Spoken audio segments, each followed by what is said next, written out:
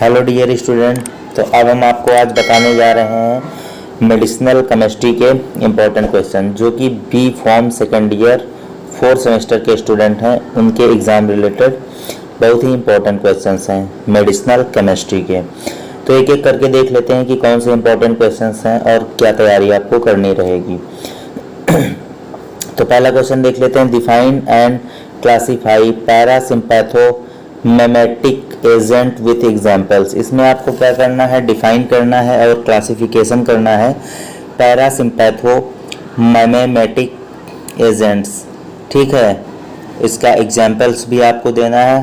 पैरासिम्पैथोमिमेटिक्स agents जो होते हैं उसके एग्जाम्पल्स, क्लासिफिकेशंस और डिफिनेशंस, ये सारी आपको देनी रहेगी। फिर दूसरा क्वेश्चन है, गिव सार of cholinergic agent with example. आपको सार लिखना है कोलिनर्जिक एजेंट्स का और एग्जाम्पल्स भी देने हैं। सार का मतलब होता है स्ट्रक्चरल एक्टिविटी एंड रिलेशनशिप। ठीक है, अब नेक्स्ट क्वेश्चन देख लेते हैं, define and classify parasympatholytic agents with example. Parasympatholytic agents जो होते हैं उसका क्लासिफिकेशन, एग्जाम्पल और उसका डिफिनेशन आपको ये भी तैयार करनी है। फिर नेक्स्ट क्वेश्चन है, गिव सार of parasympatholytic agents with example. इसमें आपको सार लिखना है पैरासिम्पैथोलाइटिक एजेंट्स का और उसके एग्जाम्पल्स भी देने हैं।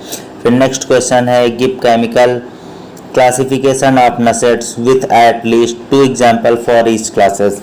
इसमें आपको केमिकल क्लासिफिकेशन करना है किसका, नसेट्स का, और उसके एटलीस्ट 2 एग्जाम्पल देने हैं ईच क्लास, मतलब उसके क्लास के। ठीक है, फिर नेक्स्ट क्वेश्चन देख लेते हैं, what are factor affecting drug metabolism. ठीक है, जो फैक्टर अफेक्टिंग ड्रग मेटाबॉलिज्म होता है वो क्या होता है उसके बारे में आपको एक्सप्लेन करना है। फिर नेक्स्ट क्वेश्चन है, write a note on phase second metabolism. ठीक है, शॉर्ट नोट लिखना है फेज सेकेंड जो मेटाबॉलिज्म होता है उसके बारे में। ठीक है, नेक्स्ट क्वेश्चन है, शॉर्ट नोट ऑफ साइप 450। ठीक है, CYP 450 के बारे में आपको शॉर्ट नोट्स प्रिपेयर करना है। नेक्स्ट क्वेश्चन है, define medicinal chemistry, describe history of medicinal chemistry in detail. ठीक है, मेडिसिनल केमिस्ट्री क्या है उसकी डिफिनेशन लिखनी है, डिस्क्राइब करना है उसकी हिस्ट्री के बारे में मेडिसिनल केमिस्ट्री की डिटेल में। ठीक है, तो मेडिसिनल केमिस्ट्री का इंट्रोडक्शन है, हिस्ट्री है, आपको अच्छे से स्टडी कर लेनी है और ये मेडिसिनल केमिस्ट्री का बेसिक है, तो इसलिए इस क्वेश्चंस के आने के चांसेस 100.10% हो जाते हैं। फिर नेक्स्ट क्वेश्चन देख लेते हैं, short note on phase first metabolism.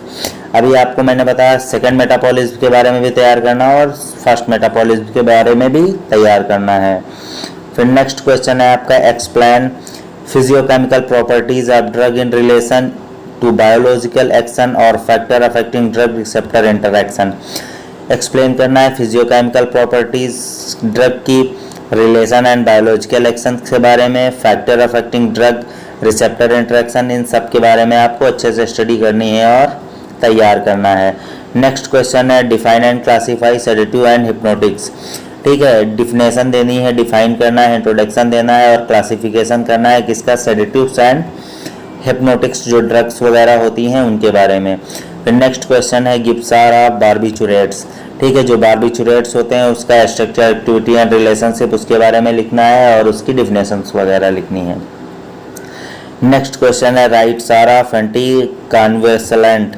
ठीक है, इसके बारे में भी आपको सार ही लिखना है, अच्छे से सार वगैरह आप में मेडिसिनल केमिस्ट्री में है तो अच्छे से स्टडी कर लीजिएगा।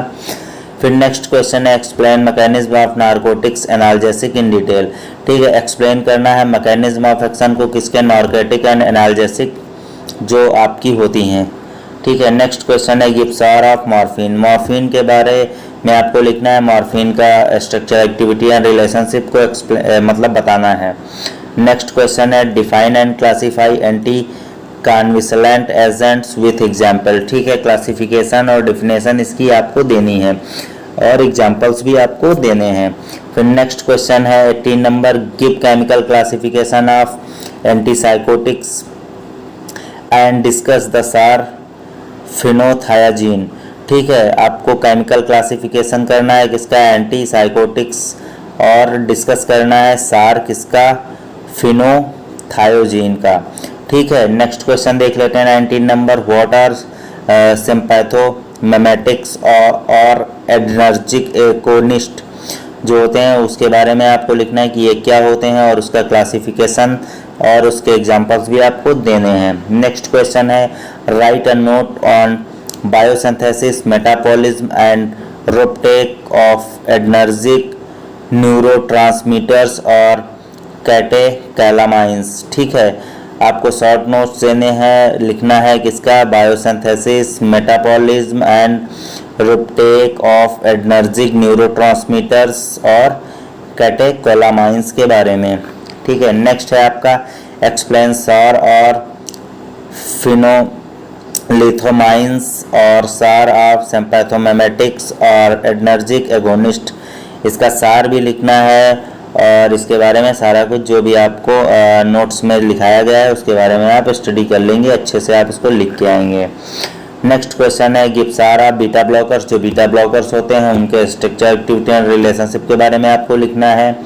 नेक्स्ट क्वेश्चन है व्हाट आर सिंपैथोलाइटिक्स और energic antagonist, classify them with examples. ठीक है, सिंपैथोलाइटिक्स जो होते हैं वो क्या होते हैं इसके बारे में आपको बताना है और एनर्जिक एंटागोनिस्ट क्या होता है इसके बारे में बताना है और उसका क्लासिफिकेशन करना है किसके साथ, एग्जांपल्स के साथ। नेक्स्ट क्वेश्चन है right note on general anaesthetics. ठीक है, शॉर्ट नोट लिखना है जो जनरल एनास्थेटिक्स यूज होते हैं उसके बारे में सारा कुछ लिखना है। फिर नेक्स्ट 25 नंबर क्वेश्चन है give synthesis and uses of. ठीक है, कुछ आपको ड्रग्स दे दी गई हैं उसके बारे में आपको बताना है, उसकी सिंथेसिस और उसके यूज़ जो है आपको लिखने हैं, वो कौन कौन सी हैं देख लीजिए। ठीक है, पहला आपका है डाइकोलामाइन हाइड्रोक्लोराइड, दूसरा है इब्रोफिन, सी नंबर है आपका क्लोरोप्रोमाजीन, प्रोपेनोलॉल, सार्ब्यूटामॉल, टैलाजोलाइन, फिनोल्फ्रीन, हेलोथेन, मेथॉक्सटल, सोडियम जो है ये सारी ड्रग्स हैं। इसके बारे में आपको इनकी सिंथेसिस और इसके यूजेस आपको लिखने हैं। ऐसे क्वेश्चन दे देगा give synthesis and uses of, और 4-5 आपको ड्रग दे देगा और उसके बारे में आपको लिखना रहेगा। ठीक है, लॉन्ग में भी आ सकता है, शॉर्ट्स में भी आ सकता है। फिर नेक्स्ट आपका इतना ही है जो भी है। अगर नेक्स्ट इसके आगे मुझे कोई इंपॉर्टेंट क्वेश्चंस मिलता है तो मैं उसको क्या करूँगा, आपको दे दूँगा। ठीक है, आप उससे स्टडी कर लीजिएगा।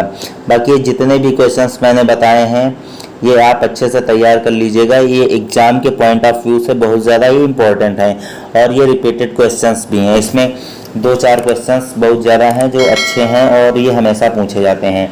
जैसे कि आपको मेडिसिनल केमिस्ट्री का जर्नल इंट्रोडक्शन और उसकी हिस्ट्री के बारे में आपको जानना बहुत ज़रूरी है और ये क्वेश्चंस आता ही आता है।